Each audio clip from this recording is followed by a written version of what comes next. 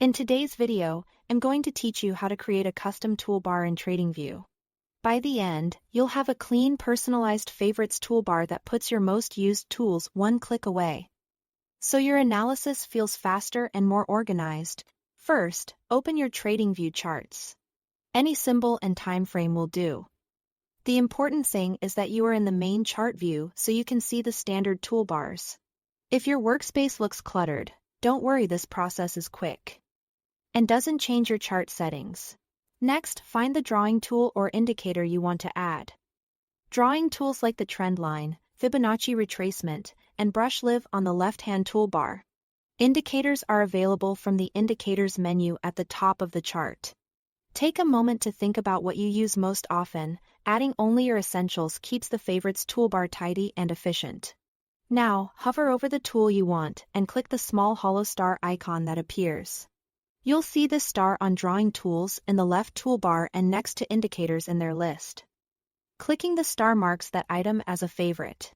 This is the key action that builds your custom toolbar, and you can repeat it for as many tools and indicators as you like. As soon as you star something, TradingView adds it to a new floating favorites toolbar on your screen. This compact strip keeps everything you favorited in one place, so you can access it without digging through menus. If you don't see it right away, look around the edge of your chart. It typically appears near the left side, where your drawing tools are. To fine-tune the order, click and hold any item in the favorites toolbar and drag it to rearrange. Put your most used tools at the front so they're always within easy reach. If you decide you don't need something there, remove it by clicking its filled star again. That only unfavorites the tool, it doesn't delete it from TradingView, so you can always add it back later. Finally, you can show or hide the entire favorites toolbar whenever you want. Look for the star icon at the bottom of the left-hand toolbar and use it to toggle the favorites toolbar's visibility.